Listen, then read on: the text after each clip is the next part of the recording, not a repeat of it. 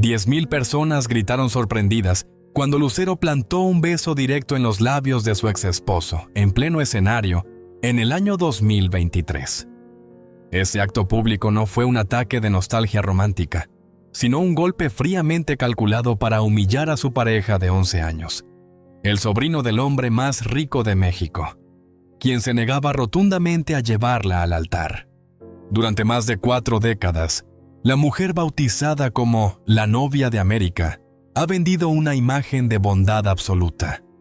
Hoy vamos a arrancar esa máscara de raíz para exponer la asquerosa farsa que se esconde detrás de su eterna sonrisa.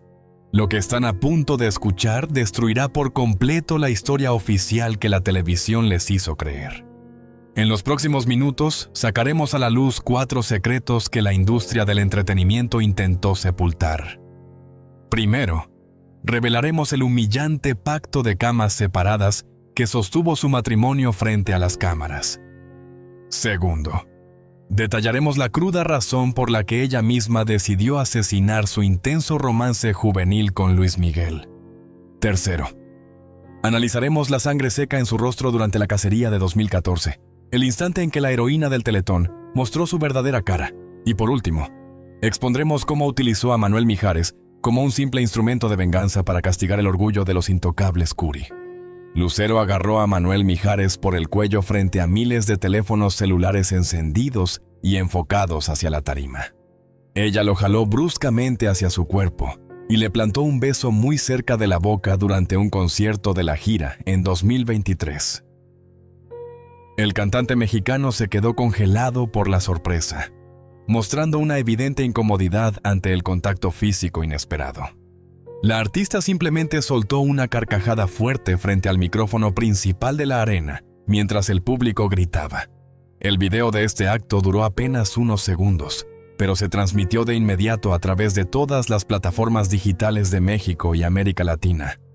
Ningún miembro del equipo de producción tenía este movimiento anotado en el guión oficial del espectáculo. La acción cruzó de inmediato la línea del entretenimiento puro para convertirse en un misil dirigido a la vida real.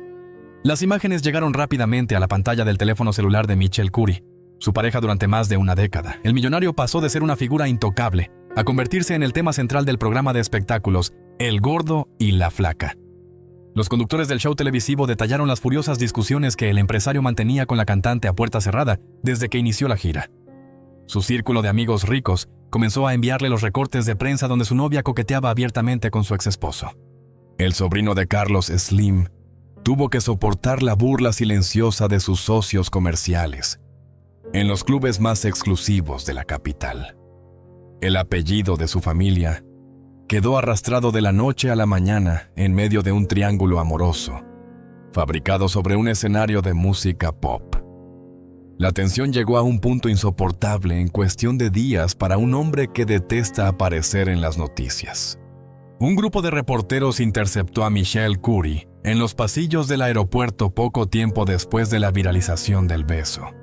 El hombre intentó ocultar su molestia tartamudeando frente a las cámaras y los micrófonos de los periodistas de la farándula.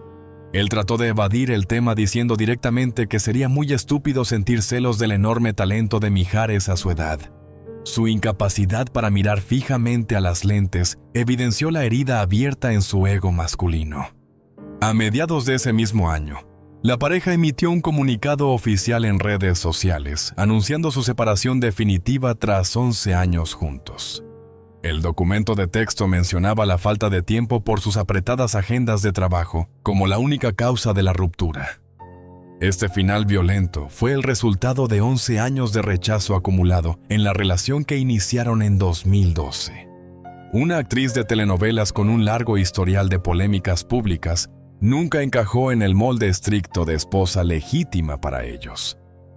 El empresario pagaba lujos impresionantes durante su noviazgo, pero jamás compró un anillo de compromiso formal para ponerlo en el dedo de la cantante.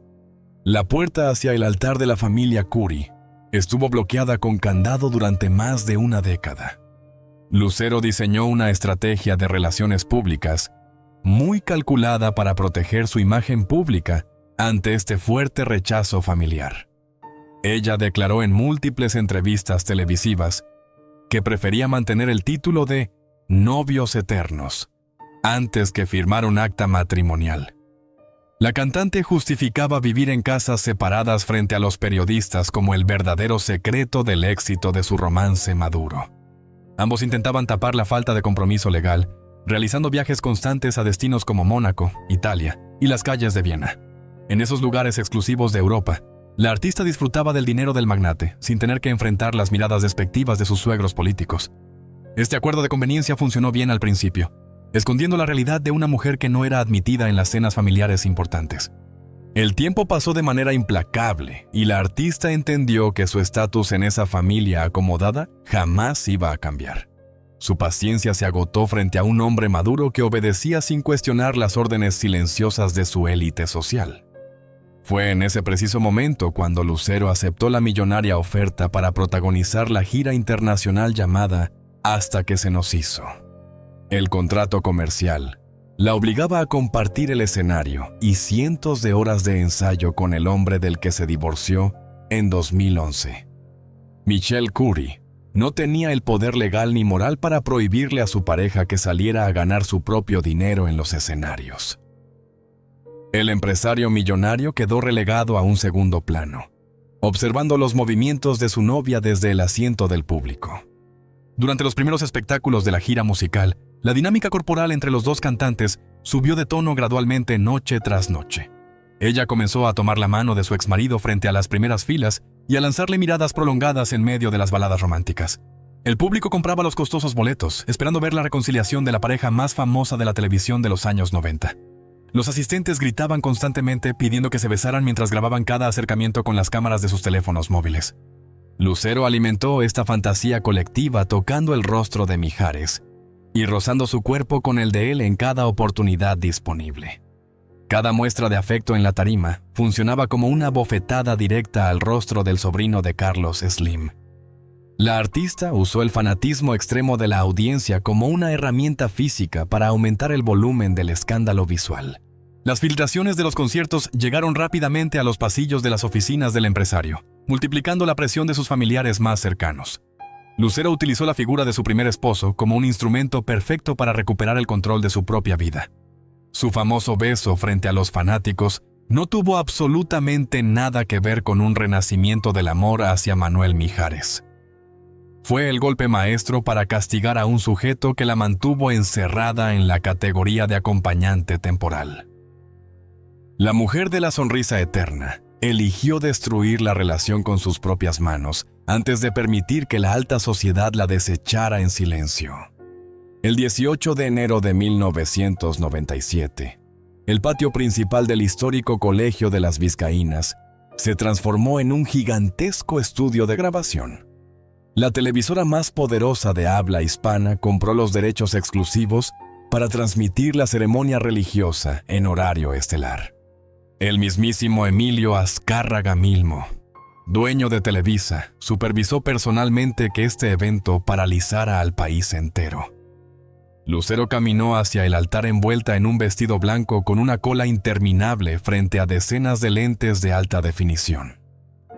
Los camarógrafos bloquearon la vista de los familiares de los novios para asegurar los mejores ángulos del intercambio de los anillos frente al sacerdote. Millones de familias mexicanas se sentaron frente a sus televisores, creyendo presenciar el triunfo definitivo del amor verdadero en directo. El país entero necesitaba desesperadamente un cuento de hadas para olvidar las severas crisis económicas que golpeaban a la sociedad en esa década. La unión legal de estas dos estrellas pop funcionó como el producto perfecto para calmar la angustia colectiva de toda una nación. Los ejecutivos de la cadena aseguraron una mina de oro al empaquetar la vida privada de su talento femenino más rentable. La bendición religiosa quedó completamente subordinada a los cortes comerciales dictados por los directores desde una cabina oscura. Las pesadas puertas de madera de la casa de los recién casados se cerraron y el brillo de los reflectores desapareció por completo. El propio Manuel Mijares confesó muchos años después que la relación conyugal estuvo marcada severamente por los horarios de sueño separados, las giras interminables, las grabaciones en estudios y los llamados de madrugada convirtieron la residencia en un simple hotel de paso. Ellos dormían en cuartos distintos, alegando diferencias de rutinas para poder descansar tras los agotadores conciertos nocturnos en diferentes estados de la República. El supuesto príncipe azul de la televisión pasaba sus noches descansando en completa soledad a escasos metros de su famosa esposa.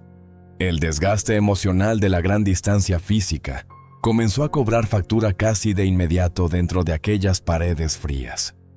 La pareja tuvo que aprender a encender sonrisas automáticas cada vez que abrían la puerta principal para recibir a la prensa. Los altos ejecutivos exigían portadas de revistas impresas y exclusivas navideñas para mantener viva la ilusión que vendieron en el horario estelar. Ellos posaban abrazados en las alfombras rojas, vistiendo caros trajes de diseñador, mientras escondían la desconexión total de su convivencia diaria. Revistas especializadas como TV y novelas publicaban cientos de fotografías donde ambos actuaban el rol de padres amorosos, sin mostrar la mínima fractura. La estricta obligación de cuidar el estatus de la familia modelo obligó a los cantantes a reprimir su insatisfacción personal en un silencio asfixiante. El instinto maternal natural chocó de frente contra las exigencias brutales de las agendas de grabación y los contratos millonarios. La prensa escrita de la época comenzó a publicar rumores insistentes sobre tratamientos médicos especializados para lograr los embarazos de la artista. Los reporteros de espectáculos insinuaron que la concepción de sus herederos se realizó en laboratorios privados para no alterar el ritmo de la maquinaria televisiva.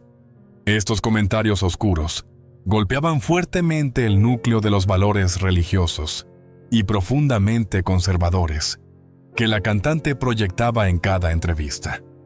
El devoto público católico que la admiraba leía con asombro las columnas que dudaban de la naturaleza íntima de su propia maternidad. La presión psicológica de mantener una fachada de familia tradicional intacta cayó como plomo sobre los hombros de una mujer vigilada las 24 horas. La industria musical entera manejaba la imagen del matrimonio como una empresa conjunta que reportaba fuertes ganancias en cada trimestre del año. Romper la unión de manera prematura significaba enfrentar la furia de los grandes patrocinadores, que pagaron verdaderas fortunas por asociarse a sus rostros limpios. Los trabajadores en los pasillos de las productoras aseguraban mediante susurros que las cláusulas de comportamiento público se renovaban a través de acuerdos financieros ocultos. Lucero y su esposo mantuvieron el simulacro de la felicidad intacto durante 14 largos años, bajo la sombra amenazante del desplome de sus carreras. Un divorcio temprano habría destruido al instante el altísimo valor comercial de la figura femenina más impecable de las telenovelas. Ellos cargaron con una condena invisible que los obligó a compartir el mismo techo, mucho después de que la pasión se extinguiera por completo. El teatro doméstico se derrumbó finalmente de manera oficial en el año 2011, con la publicación urgente de un frío comunicado de prensa. El documento digital anunciaba la separación legal utilizando palabras extremadamente elegantes, cuidadosamente redactadas por especialistas corporativos en el manejo de crisis. Ninguno de los dos cantantes levantó la voz frente a las cámaras, ni ocurrieron escándalos de maletas arrojadas a la calle frente a los paparazzi. La ruptura matrimonial se ejecutó con la misma frialdad empresarial con la que se organizó la imponente ceremonia religiosa en el colegio histórico. Ellos dividieron los bienes materiales adquiridos y establecieron reglas claras de convivencia para continuar criando a sus pequeños hijos. La disolución de la llamada boda del siglo terminó archivada en los gaveteros de los registros civiles como un simple trámite administrativo más. La solución habitacional que los artistas eligieron tras firmar los papeles definitivos del divorcio demostró el nivel de hielo que alcanzó su trato personal. Los exesposos decidieron vivir a escasos pasos de distancia, en un exclusivo y protegido complejo de departamentos de la capital. Este arreglo logístico eliminó los pleitos por las visitas de fin de semana, pero esterilizó por completo el duelo natural de la separación. La mujer que desbordó lágrimas en el altar ante los televidentes terminó organizando sus horarios familiares mediante cortos mensajes de texto. La extrema proximidad física de sus domicilios garantizó que ningún medio de comunicación pudiera captar imágenes de padres ausentes o peleas en juzgados civiles. La diplomacia perfecta del papel firmado por los abogados no logró contener el resentimiento acumulado por más de una década de encierro emocional. Manuel Mijares lanzó repentinamente al mercado la canción titulada Si me tenías, una pista musical cargada de reclamos muy directos y dolorosos. El público latinoamericano interpretó de inmediato cada verso de desamor acústico como una pedrada lanzada hacia las ventanas de su famosa exesposa. Lucero contraatacó pocos meses después estrenando un tema llamado No pudiste amar así, utilizando los oscuros estudios de grabación como su propio campo de batalla. Los dos artistas, que juraron separarse en perfecta armonía ante los medios, terminaron atacándose con rimas hirientes en las estaciones de radio de todo el país. Este agresivo cruce de balas musicales dejó en evidencia el inmenso rencor reprimido que intentaron ocultar con sus impecables trajes de diseñador. El historial de estos ataques frontales explica la aterradora facilidad con la que ambos retomaron el contacto físico sobre las tarimas en la actualidad. Los exesposos pasaron de lanzarse graves acusaciones en discos de estudio a compartir abrazos fuertemente coreografiados cuando los promotores pusieron un cheque sobre la mesa. La interacción entre ambos cantantes se transformó en una herramienta de trabajo maleable que pueden encender o apagar según convenga a la venta de entradas. La intérprete sabía que besar agresivamente al padre de sus hijos no despertaba ninguna llama emocional que pudiera ponerla en peligro frente a su novio rico. La unión bendecida por la iglesia murió trágicamente en el silencio de los cuartos separados, pero la franquicia sigue exprimiendo las carteras del público. El Teatro San Rafael de la capital mexicana se convirtió en el escenario de un caos absoluto en el año 2003. La obra musical Regina terminaba su función frente a un público que aplaudía de pie desde las oscuras butacas. Una multitud de reporteros y camarógrafos corrió violentamente hacia la tarima, buscando una simple declaración de la protagonista principal. La fuerte presión de la prensa arrinconó rápidamente al equipo de seguridad que intentaba abrir un camino libre hacia los camerinos. El guardaespaldas personal de la artista, Fernando Guzmán López, tomó una decisión radical y peligrosa para frenar el avance de la ruidosa multitud. El hombre sacó un arma de fuego de sus ropas frente a docenas de lentes de televisión completamente encendidos. Él apuntó con el cañón oscuro y frío directamente hacia la cara de los periodistas que empujaban para conseguir la nota. Los rápidos destellos de las cámaras fotográficas iluminaron el pesado metal del revólver en medio de los gritos de pánico de los asistentes. La imagen terrorífica de la pistola amenazando a la prensa se imprimió en las portadas de todos los periódicos al día siguiente.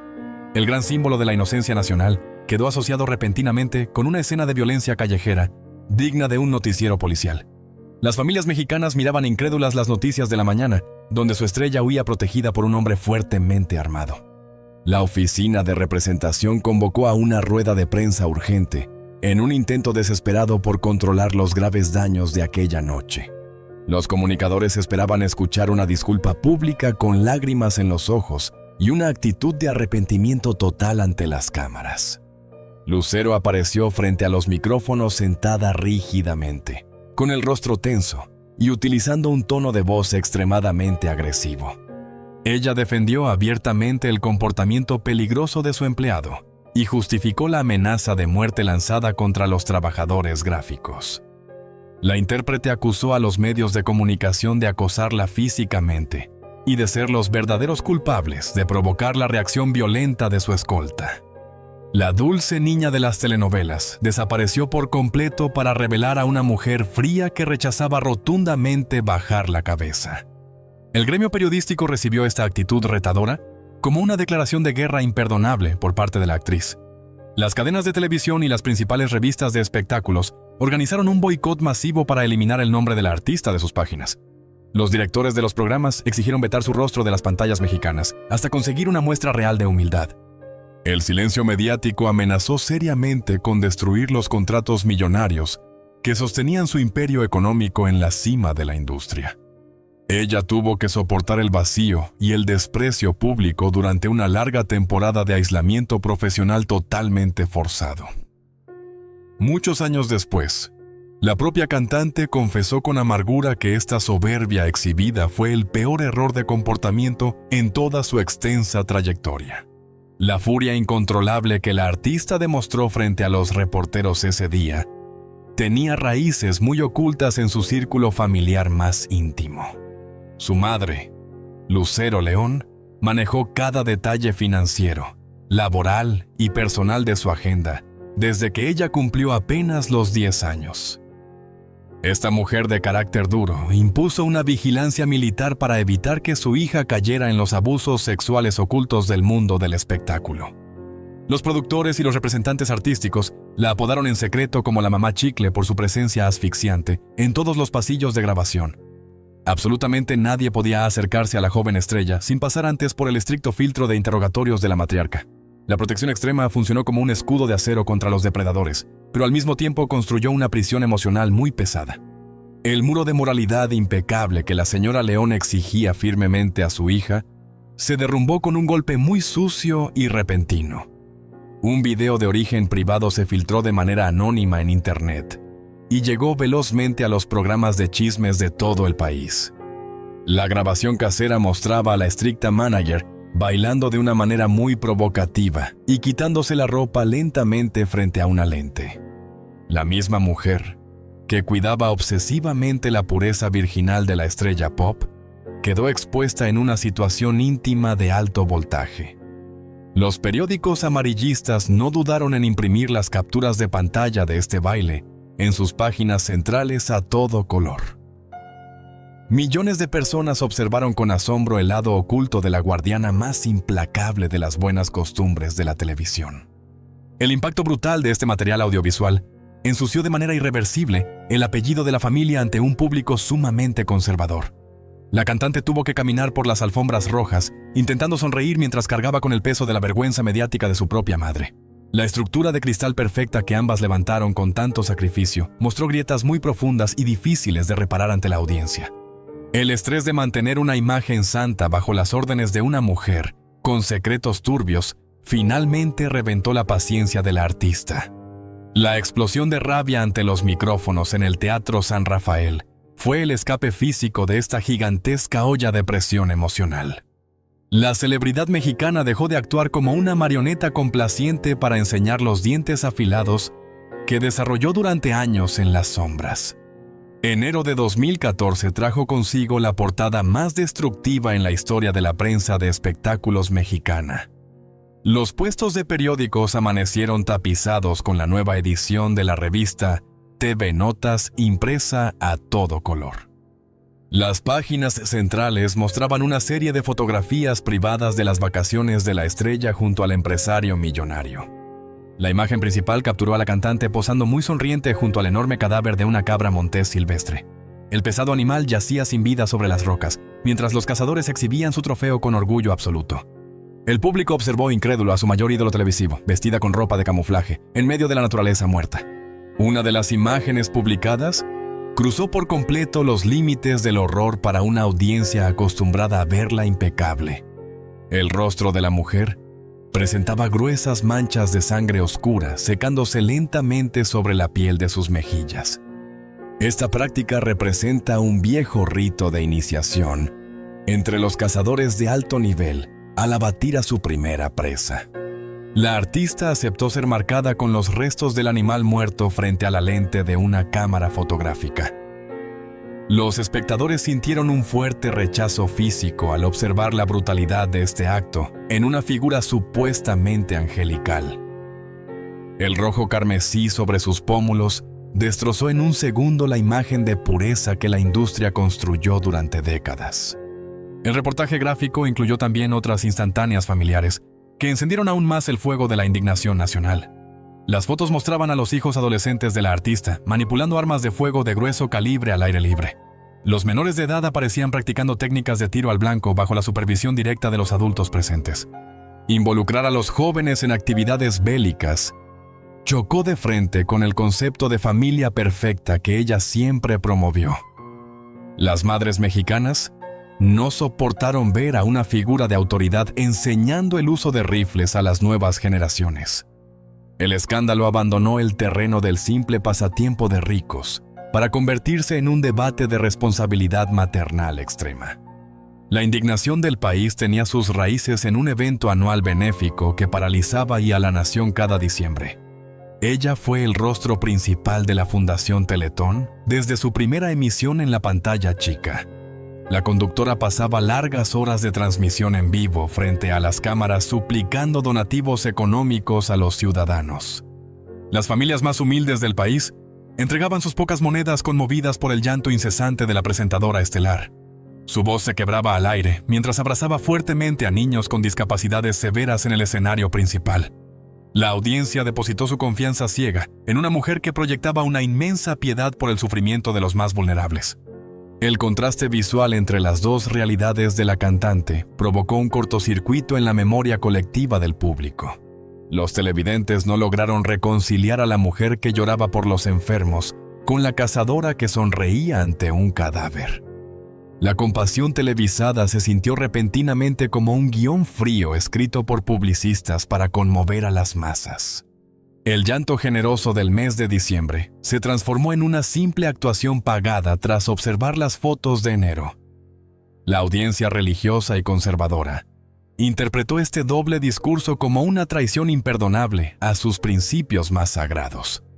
El manto protector de la solidaridad nacional desapareció dejando a la estrella completamente expuesta al escrutinio popular. Las redes sociales explotaron con una velocidad aplastante, apenas unas horas después de la distribución de la revista impresa. Miles de usuarios utilizaron la etiqueta digital #LuceroAsesina para agrupar sus mensajes de odio en las plataformas de Internet. Los comentarios públicos dejaron de lado el respeto tradicional para lanzar graves insultos y amenazas directas contra su integridad. Los defensores de los derechos de los animales organizaron campañas cibernéticas masivas para exigir el final inmediato de su carrera. La avalancha de ataques virtuales demostró el nivel de rencor que la gente guardaba contra la falsa perfección de los famosos. El linchamiento colectivo se ejecutó sin piedad a través de pantallas frías desde todos los rincones del continente. Las grandes corporaciones comerciales sintieron el peligro del rechazo masivo y tomaron medidas urgentes para proteger sus propios intereses financieros. La marca internacional de champú Pantene retiró de inmediato los enormes espectaculares callejeros que mostraban el rostro sonriente de la intérprete.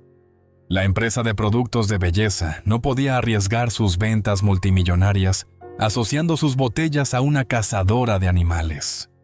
Los ejecutivos lanzaron un comunicado escueto informando que el contrato publicitario simplemente finalizó el último día del año anterior.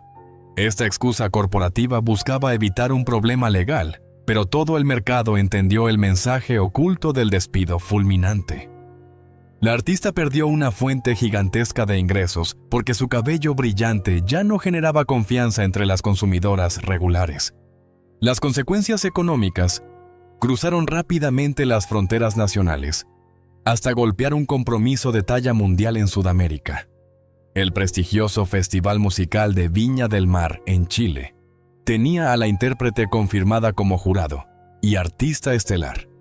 La alcaldesa de la ciudad, Virginia Reginato, emitió declaraciones públicas expresando su fuerte incomodidad ante la inminente visita de la mexicana. Los grupos ambientalistas chilenos prepararon marchas multitudinarias para boicotear su presentación en vivo dentro del famoso anfiteatro de la Quinta Vergara. El equipo de la representante anunció la cancelación definitiva de su participación, argumentando graves motivos de seguridad personal. El escenario más exigente de América Latina le cerró las pesadas puertas en la cara por primera vez en su trayectoria. La oficina de prensa intentó apagar el incendio publicando un extenso texto de aclaración en sus cuentas oficiales de Internet. El documento afirmaba categóricamente que las actividades de cacería se realizaron bajo los estrictos márgenes de la ley vigente. La cantante justificó las fotografías de sus hijos, asegurando que ellos solo disparaban armas deportivas de aire comprimido contra blancos fijos. Ella dio respeto a su privacidad, acusando a la publicación semanal de robar las imágenes de su archivo personal protegido. Los argumentos legales y las precisiones técnicas no lograron calmar en absoluto el estado de furia de la sociedad mexicana. La lógica de un papel escrito carece de fuerza física cuando compite contra la crudeza de una fotografía con sangre. El daño a la percepción pública se volvió irreversible a pesar de todos los esfuerzos del equipo de control de crisis. El pueblo mexicano guardó las perturbadoras imágenes de la cacería en su memoria visual, como la prueba definitiva del gran engaño. La simpatía incondicional que protegió a la cantante durante 30 años se esfumó entre los cerros áridos de aquella jornada. Los altos ejecutivos de la cadena televisiva comprendieron que el producto familiar más valioso de su catálogo estaba roto por dentro. La corona intocable de la artista cayó pesadamente al suelo, manchada por la evidencia física de sus propios pasatiempos ocultos. El mito perfecto de la televisión murió trágicamente en el momento exacto en que las gotas rojas tocaron sus mejillas. El silencio de sus colegas del medio artístico fue otra señal clara del desastre radiactivo que rodeaba su nombre. Los actores y conductores que solían llamarla amiga en los pasillos de los foros evitaron pronunciarse al respecto ante los micrófonos. Ninguna figura de peso salió a defenderla públicamente para no salir salpicada por la rabia ciega de los internautas. Los patrocinadores de las causas nobles empezaron a presionar en privado para buscar un reemplazo urgente de cara a las siguientes emisiones. La soledad absoluta rodeó a la mujer que antes convocaba a multitudes enteras con solo levantar la mano en un escenario. Su antiguo poder de convocatoria se evaporó dejando un vacío inmenso en el centro exacto de su círculo de influencias. La mujer detrás de la figura pública enfrentó el rechazo frontal de una sociedad que antes perdonaba todos sus errores. Acostumbrada a los aplausos fáciles y a la adulación constante, tuvo que aprender a refugiarse detrás de los enormes muros de su mansión. Los fotógrafos de la prensa del corazón montaron guardias eternas esperando capturar una lágrima o un gesto de desesperación genuina. Ella mantuvo la barbilla alta en sus escasas apariciones, congelando sus expresiones para no darle material nuevo a sus peores enemigos mediáticos. La armadura de acero que forjó bajo las duras órdenes de su familia tuvo que resistir el ataque más violento de su vida. El profundo dolor de perder el cariño incondicional de su país fue el precio exacto por exponer su secretismo millonario. La caza de animales silvestres representaba un estilo de vida que la inmensa mayoría de los ciudadanos jamás podrá comprender o financiar. Esa afición de élite la alejó definitivamente de la imagen de mujer humilde y cercana que vendió en las exitosas telenovelas campiranas. El pueblo descubrió con crudeza que su ídolo habitaba un universo lleno de privilegios oscuros y códigos morales completamente distintos. Las disculpas públicas publicadas semanas después nunca lograron borrar el fuerte rechazo visceral que provocó aquella portada gráfica en pleno invierno. La historia del espectáculo latinoamericano marcó este oscuro episodio como el punto de no retorno para la carrera de la adorada intérprete. La amplia sonrisa de porcelana sobrevivió al escrutinio feroz, pero el alma de su personaje público quedó sepultada junto a su presa. El calor sofocante del puerto de Acapulco envolvió el rodaje de la película juvenil más esperada del año 1985. Los estudios cinematográficos encerraron a los dos ídolos adolescentes más grandes de todo el país dentro de un lujoso hotel frente al mar. El guión de la cinta titulada Fiebre de Amor exigía que ambos compartieran largas jornadas de trabajo, alejados del resto del mundo, bajo el sol inclemente. Los jóvenes pasaban más de 12 horas diarias memorizando líneas y ensayando coreografías en medio de la arena dorada de la playa. La convivencia extrema rompió rápidamente la barrera profesional para dar paso a una intimidad emocional imposible de ocultar ante los reflectores. Las olas del Océano Pacífico golpeaban la arena mientras los dos cantantes dejaban las páginas del libreto a un lado para conversar en voz baja. La escena culminante del filme requería un beso en la playa que capturara los suspiros de millones de jovencitas en las salas de cine. El roce de sus labios superó con enorme facilidad las órdenes técnicas del director para transformarse en una conexión eléctrica totalmente genuina. Los espectadores de la época notaron de inmediato que las miradas cruzadas en la gran pantalla no pertenecían a un simple ejercicio de actuación. La química desbordante entre ambos traspasó la cinta de celuloide dejando una marca intensa en la cultura popular de aquella década. El público fanático llenó los teatros, especulando fervientemente sobre un romance secreto oculto detrás de las cámaras de la producción. Los directores gritaron el corte de escena al atardecer, pero el misterio de aquel contacto físico quedó guardado bajo llave durante casi 4 décadas. El silencio absoluto sobre este capítulo juvenil se rompió recientemente durante una larga charla sin filtros frente al comunicador Jordi Rosado. La intérprete mexicana dejó caer la pesada armadura del misterio para hablar abiertamente sobre los latidos reales de su propia juventud. Ella confesó con la voz ligeramente temblorosa que la atracción física y emocional mutua era una realidad abrumadora en aquel caluroso set. Las palabras exactas "nos encantábamos" salieron de su boca, confirmando las sospechas que persiguieron a sus seguidoras desde los años 80. La declaración directa desnudó los sentimientos íntimos de una niña que descubrió el cariño rodeada de cables, maquillistas y asistentes de iluminación. La mujer de 50 años respiró profundo ante el micrófono del entrevistador de Internet tras soltar la verdad escondida desde su adolescencia.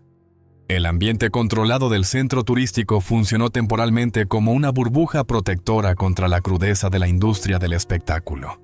Los dos talentos inventaban juegos rápidos en los pasillos del hotel para escapar del cansancio de las interminables filmaciones nocturnas. Ellos compartían sonrisas cómplices a escondidas de los rigurosos guardaespaldas que custodiaban las puertas de sus habitaciones de madera las 24 horas. La inmensa presión de la fama desaparecía por unos segundos, cuando lograban quedarse solos, lejos del ruido ensordecedor de la prensa local. Esos escasos minutos de libertad representaron el único espacio seguro, donde podían comportarse como personas normales con los sentimientos a flor de piel. Las sombras de los pasillos iluminados débilmente sirvieron como el único refugio para los acercamientos rápidos antes del próximo llamado del equipo de maquillaje. La magia del paraíso costero tenía una fecha de caducidad impuesta fríamente por los boletos de avión de regreso a la capital. La joven actriz de apenas 16 años poseía un nivel de análisis mental sumamente aterrador para alguien que apenas comenzaba a vivir. Ella examinó el estado de su propio corazón con la frialdad de una estratega madura, al darse cuenta de la magnitud del sentimiento. La muchacha entendió sin anestesia que enamorarse del gran ídolo de la canción equivalía a firmar una garantía absoluta de sufrimiento personal. El llamado Sol de México era el blanco del deseo de un ejército de admiradoras dispuestas a asediarlo en cada ciudad del continente. La artista empacó sus maletas personales en la habitación del hotel, tomando la firme decisión de no entregarle el control de su estabilidad al cantante. El oscuro fantasma de un hombre implacable bloqueaba cualquier intento de formalizar el naciente romance surgido junto a las palmeras. Luisito Rey, el temido padre del cantante, vigilaba cada movimiento de su hijo con la crueldad de un dictador celoso de sus ganancias. Este promotor musical español veía a su propio descendiente exclusivamente como una máquina inagotable de imprimir billetes a través de giras masivas. Él prohibía de forma amenazante cualquier distracción sentimental que pudiera alejar al joven artista de los agotadores compromisos en los escenarios internacionales. Una novia famosa y con peso mediático propio representaba un estorbo intolerable para el control absoluto que el patriarca ejercía sobre las finanzas.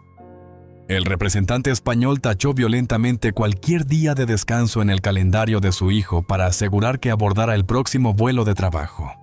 Las agendas laborales de ambos cantantes estaban diseñadas milimétricamente para triturar cualquier intento de mantener un contacto personal saludable. Los meses posteriores a la filmación los arrojaron a un torbellino de viajes en avión, presentaciones en televisión y grabaciones en estudios cerrados.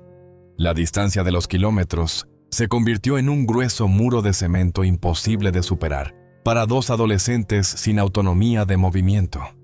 Las oficinas del entretenimiento necesitaban exhibirlos solteros y codiciables ante los medios para no afectar los altos números de ventas de sus discos.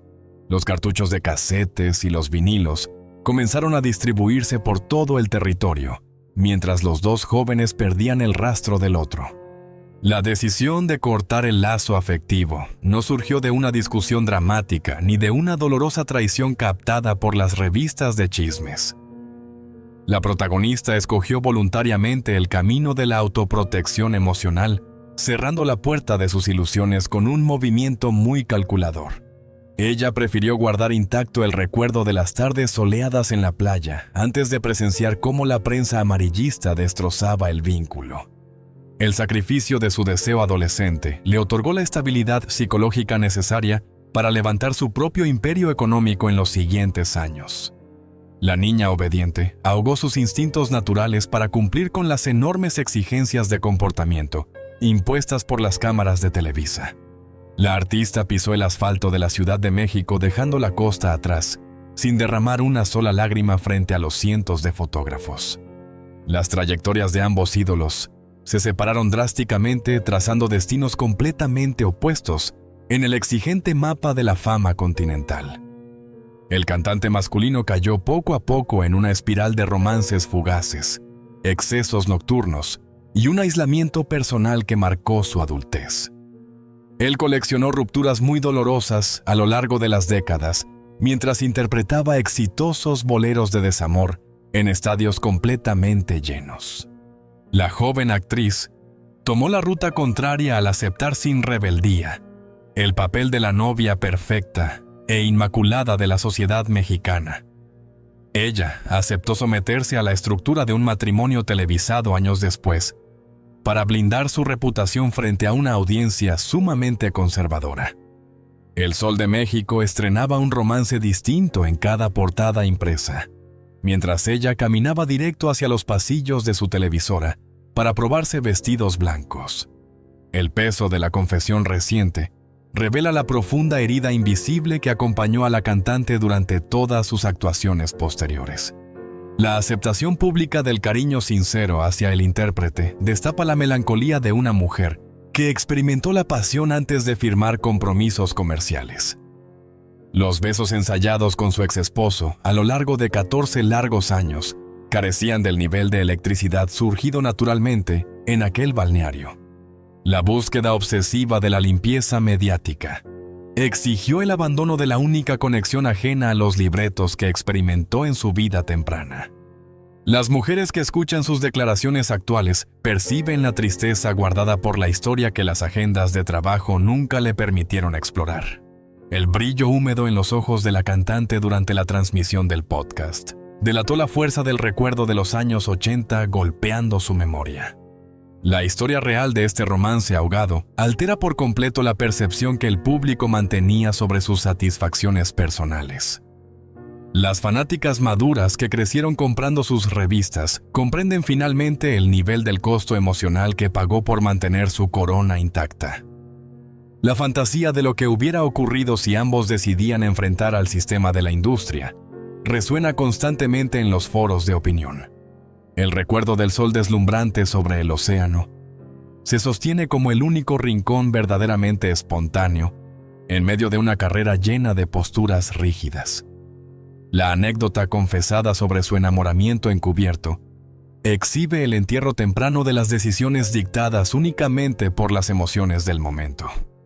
La adolescente cerró la puerta de su primer gran afecto, entregando el control de su itinerario directamente a los directivos de los foros de grabación. La herencia genética y artística de la cantante tomó una forma completamente distinta al nacer su hija menor llamada Lucerito. La joven adolescente decidió desde muy temprano ignorar los crueles moldes estéticos que la televisión mexicana impuso históricamente a las protagonistas femeninas. Ella luce orgullosamente una cabellera llena de rizos naturales muy rebeldes y una complexión física alejada de las estrictas dietas de la industria. Su sola presencia en los escenarios representa un acto de rebelión silenciosa contra la perfección de porcelana que asfixió la juventud de su madre. La muchacha pisa los estudios de grabación vistiendo ropa cómoda, y mostrando una espontaneidad que destruye los viejos libretos de comportamiento mediático. La nueva generación de la familia rechazó firmemente habitar dentro de la misma vitrina de cristal blindado que exhibió a sus padres. La exposición pública de esta joven desató rápidamente los instintos más agresivos de los presentadores de la farándula nacional. Los conductores de televisión, Eduardo Videgaray y Sofía Rivera Torres, utilizaron sus micrófonos para emitir burlas despiadadas sobre el aspecto físico del adolescente. Las crueles carcajadas de estos comunicadores en cadena nacional abrieron la puerta para que miles de usuarios anónimos atacaran a la muchacha en Internet. El acoso cibernético inundó las cuentas personales de la joven cantante con comentarios hirientes enfocados exclusivamente en su figura corporal. Los críticos ignoraron por completo su impresionante capacidad vocal para centrar sus ataques venenosos en la ausencia de una silueta delgada. Las pantallas de los teléfonos móviles se llenaron de mensajes cargados de un nivel de hostilidad brutal hacia una intérprete debutante. La respuesta de la madre frente a esta agresión mediática llegó con una fuerza destructiva que paralizó a los agresores de inmediato. La intérprete utilizó sus redes sociales personales para escribir un mensaje tajante que sentenció el futuro laboral de los presentadores de televisión. Ella publicó la frase "cancelados para siempre", con una frialdad corporativa que silenció por completo las tibias disculpas públicas de los locutores. La estrella madura bloqueó cualquier intento de acercamiento o reconciliación con las personas que intentaron humillar a la heredera de su apellido. Su rápida intervención trazó una línea roja de protección absoluta que ningún trabajador de los medios de comunicación se atreverá a cruzar nuevamente. La figura maternal abandonó las posturas diplomáticas de relaciones públicas para ejecutar un castigo público directo contra los atacantes de su sangre. La estrategia de defensa incluyó una conversación profunda en casa para blindar la mente de la joven ante el odio digital de las multitudes. La intérprete describió a los críticos de Internet usando la palabra exacta de cucarachas durante una entrevista reveladora para la cadena Univision. Yaya le explicó a su hija que esos insectos no causan dolor físico real, pero generan un profundo asco si entran a la casa. El campo de batalla definitivo para probar este escudo emocional fue el exitoso programa de competencias musicales titulado Juego de Voces. La madre se plantó físicamente al lado de la joven en cada uno de los ensayos para vigilar de cerca el entorno laboral. Ella fungió como una mentora táctica dispuesta a destruir las acusaciones injustas que tachaban a la muchacha de aprovecharse de sus famosos apellidos.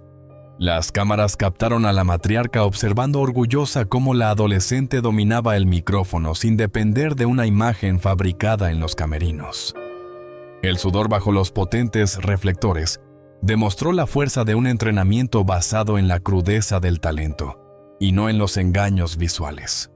La protección brindada en la actualidad rompe violentamente la pesada cadena de opresión que la cantante sufrió durante sus propios años de inicio.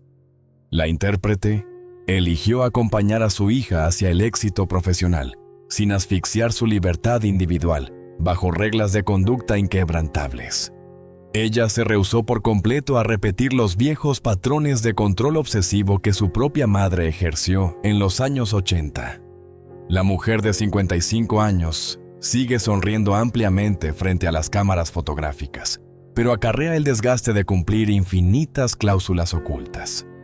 Las lecciones aprendidas a través del sufrimiento silencioso definieron finalmente la personalidad inquebrantable de la matriarca que hoy reina sobre su propio terreno. El relato de esta inmensa red de apariencias toca directamente las memorias de toda una generación de mujeres que creció observando sus telenovelas. La historia de la novia intocable de las pantallas mexicanas esconde cicatrices muy profundas bajo las pesadas capas del maquillaje de televisión.